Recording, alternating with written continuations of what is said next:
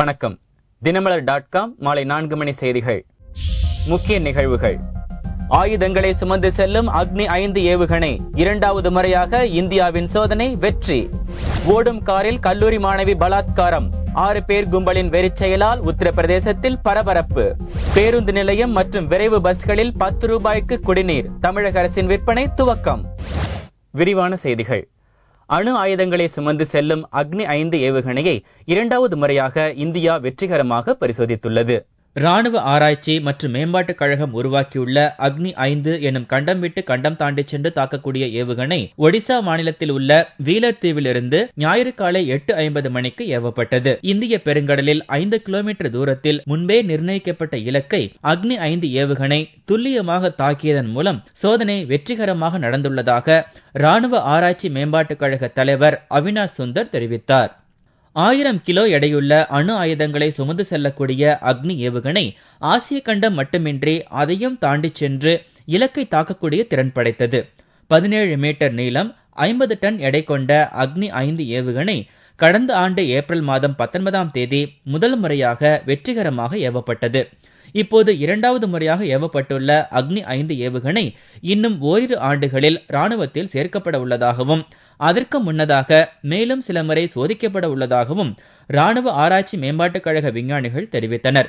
தொடர்ச்சியாக இரண்டாவது முறையாக அக்னி 5 ஏவுகணையை வெற்றிகரமாக சோதித்த விஞ்ஞானிகளுக்கு ராணுவ அமைச்சர் AK அந்தோணி பாராட்டு தெரிவித்தார். கண்டம் விட்டு கண்டம் பாயும் அக்னி 5 ஏவுகணையை தயாரிக்கும் தொழில்நுட்பத்தை கொண்டிருக்கும் நாடுகளின் பட்டியலில் இந்தியாவும் சேர்ந்துள்ளது. சீனா, பிரான்ஸ், ரஷ்யா, அமெரிக்கா, இங்கிலாந்து ஆகிய நாடுகள் இதுபோன்ற ஏவுகணைகளை ஏற்கனவே வைத்துள்ளன என்பது குறிப்பிடத்தக்கது. ஓடும் காரில் கல்லூரி மாணவியை பாலியல் பலாத்காரம் செய்த சம்பவம் உத்தரப்பிரதேசத்தில் பெரும் பரபரப்பை ஏற்படுத்தியுள்ளது. உத்தரப்பிரதேச மாநிலம் ஃபெரோசாபாத் நகரைச் சேர்ந்த இளம்பெண் ஒருவர் அங்குள்ள கல்லூரியில் BA முதலாம் ஆண்டு படித்து வருகிறார். செப்டம்பர் 6ஆம் தேதி கல்லூரியில் இருந்து வீட்டுக்கு நடந்து சென்று கொண்டிருந்த அந்த மாணவியை 6 ஆசாமிகள் காரில் கடத்தினர். டேப்பில் அதிக சத்தத்துடன் பாடலை ஒலிக்கச் செய்துவிட்டு 6 பேரும் மாணவியை பாலியல் பலாத்காரம் செய்துள்ளனர். அதோடு பலாத்காரம் செய்வதை வீடியோவில் படம் பிடித்த அந்த வாலிபர்கள் விஷயத்தை யாரிடமாவது சொன்னால் இன்டர்நெட்டில் வெளியிட்டு விடுவோம் என்றும் மாணவியை மிரட்டியுள்ளனர். பயத்தில் யாரிடமும் சொல்லாமல் இருந்த மாணவி ஒரு வார தயக்கத்திற்கு பின் போலீசில் புகார் செய்துள்ளார்.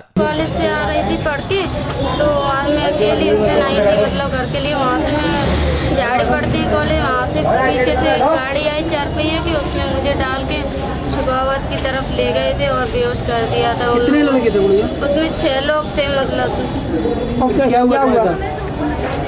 लोगों ने बहुत बुरा किया, बहुत बुरा किया. उन लोगों ने क्या किया मेरे साथ, वहाँ से बलात्कार किया गया.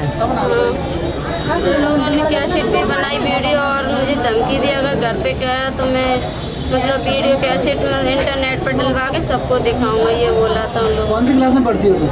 BA फर्स्ट ईयर था इस साल. ये कौन लड़के थे जानती हो तुम? 2 लोगों को जानती थी और को नहीं जानती. 2 लोग कौन थे? हमारे मोहल्ले के थोड़े आगे ही रहते, मतलब हमारे घर के पास. டெல்லி மாணவி ஓடும் பேருந்தில் பலாத்காரம் செய்யப்பட்டதை நினைவுபடுத்தும் வகையில் நடந்துள்ள இந்த சம்பவம் உத்தரப்பிரதேசத்தில் பெரும் பரபரப்பை ஏற்படுத்தியுள்ளது.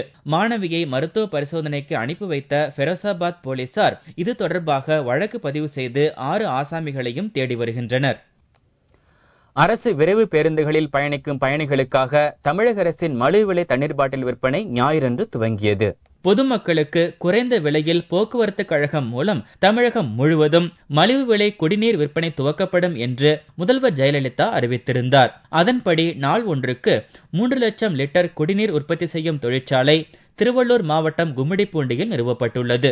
இங்கு சுத்திகரிக்கப்பட்ட குடிநீர் 1 லிட்டர் 10 ரூபாய்க்கு விற்பனை செய்யும் திட்டத்தை ஞாயிறன்று காணொலி காட்சி மூலம் துவக்கி வைத்தார். இதன் அடையாளமாக 7 பயனாளிகளுக்கு குடிநீர் பாட்டில்களை முதல்வர் வழங்கினார். இத்திட்டம் படிப்படியாக தமிழ்நாடு அரசு போக்குவரத்து கழகங்களின் சார்பாக மேலும் 9 இடங்களுக்கு நீட்டிக்கப்பட உள்ளது. நெல்லையில் பறிமுதல் செய்யப்பட்ட ஆசிட்டை போலீசார் சாலையில் கொட்டியதால் வாகன ஓட்டிகளும் பொதுமக்களும் கடும் பாதிப்புக்கு உள்ளாகியுள்ளனர். பெண்கள் மீது ஆசிட் வீசுவதை தடுக்கும் நோக்கில் நெல்லை பாளையங்கோட்டை பகுதியில் ஆசிட் விற்பனை செய்யும் கெமிக்கல் நிறுவனங்களில் போலீசார் அதிரடி சோதனை நடத்தினர். இந்த சோதனையில் அனுமதியின்றி வைத்திருந்த nitric acid, sulphuric acid, hydrochloric acid உள்ளிட்ட 4000 லிட்டர் ஆசிட் கேன்களை பறிமுதல் செய்தனர். நீதிமன்ற உத்தரவுப்படி அவற்றை அழிப்பதற்காக வேன்களில் கொண்டு சென்ற போலீசார் அந்த ஆசிட்டை நெல்லை கன்னியாகுமரி 4 வழிச்சாலையில் ரெட்டியார்பட்டி அருகே சாலை ஓரத்தில் கொட்டினர். ஆசிட் கொட்டப்பட்ட இடத்தில் புகையுடன் தீப்பற்றி எரிந்தது.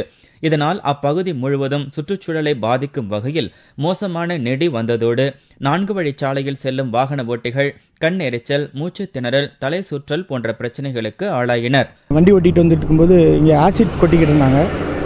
ஆசிட் பார்க்கும்போது கண் எரிச்சல் ரொம்ப அதிகமாக இருந்துச்சு. என்னென்னு இறங்கி பார்க்கும்போது இங்கே நிறைய ஆசிட் கொட்டிக்கிட்டு இருந்தாங்க. இப்போ ஆசிட் கொட்டுறதுனால இந்த ஏரியாவில் இருக்கிற மரஞ்செடி, ஆடு மாடு இதுக்கு நிறைய பாதிப்புகள் வந்துகிட்டு இருக்கு.